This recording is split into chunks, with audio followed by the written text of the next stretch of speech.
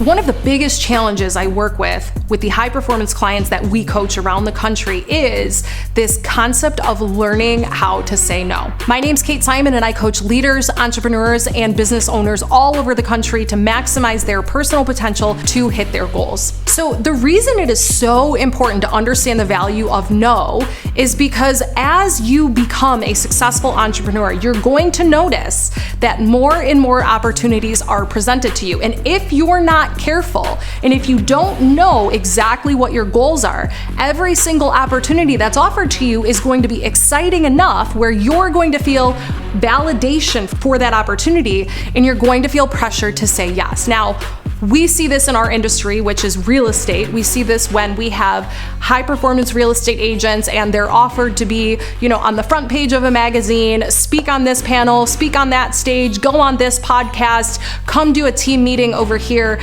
And really, when we have a conversation on a week-to-week basis, and I have a high performing agent who's filling up their calendar with all of these different opportunities, I ultimately have to take a step back and ask them which of those opportunities are designed to get them closer to their goal. Now, you may be saying, Kate, exposure is everything. And I would argue that at certain points in your career, intentional exposure is massively important. This is the point in our career where we either start to say yes to everything and our positive momentum ends up fizzling out because we cannot be 100 places at once, or we learn the power of a deliberate yes. Now, when I talk about a deliberate yes, this is what I mean. I mean that for everything we're saying yes to in our calendar, in our personal life, in our business, we are holding accountable. And you might be asking, Kate, what the heck are we holding it accountable to? And I'll share with you, we're holding it accountable for how saying yes to this is going to ultimately affect them in their ultimate goal. Now, in real estate, that ultimate goal could be selling 100 houses a year, or it could be buying another business or buying rental properties. But you have to understand what the goal is. And for everything you say yes to, we have to be holding it accountable how that yes is going to ultimately get them closer to their goal. Now, you're right. You can't necessarily measure influence. You cannot put a quantitative number around a qualitative trait like influence, but you can check it. You can have limits to it. You can have parameters around what you say yes to and what you say no to. But what's really important here is that we have to take full responsibility to every single time we say yes to something in our schedule, we're saying no to something else. Now, that's okay. As an entrepreneur, I bet you did not get into any sort of self-employed business in order to have another boss. But your goal, what you said you wanted to do, is your boss. And if you had to score yourself right now and ask whether or not you're on track for your goal, what would that boss say? How would that boss evaluate you and your focus on what you said is most important? Now, keep in mind that every single time you say yes to something, you're saying no to something else. So to take on these opportunities that we just talked about, what are you saying no to? Where is your business suffering?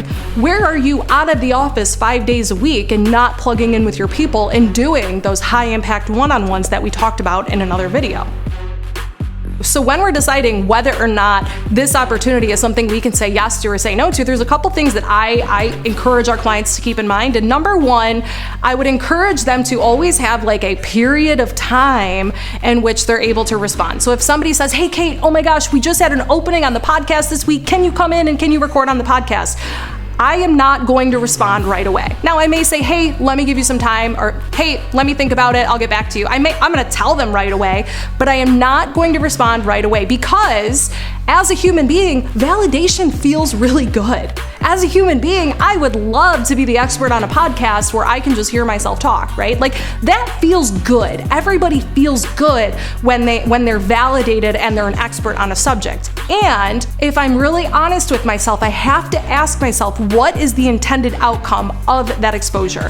What audience is that podcast going to? What do I, as an individual, have to gain here, and what do they have to gain? Now, as you're starting out, understand that I would choose exposure so long as you're hitting your daily metrics 9 times out of 10. But what I'm talking about here is the established entrepreneurs that can't break through that ceiling, that are at a certain point of success but can't break through. This is who I'm talking to right now. These are the entrepreneurs that need to Learn the word no, say it often, and hold your yes highly accountable. When we can hold our yeses highly accountable, we can make sure that every single thing we're saying yes to in our calendar has an intended outcome of driving us towards our goal, and we can make sure that we're no longer getting distracted by shiny objects that are pulling us away from our goal. Thank you guys so much for tuning in. I hope that you think about the power of saying no and how actually getting closer to the word no will get you more of what you want at the end of the line. Thank you so much, and I'll see you at the next one.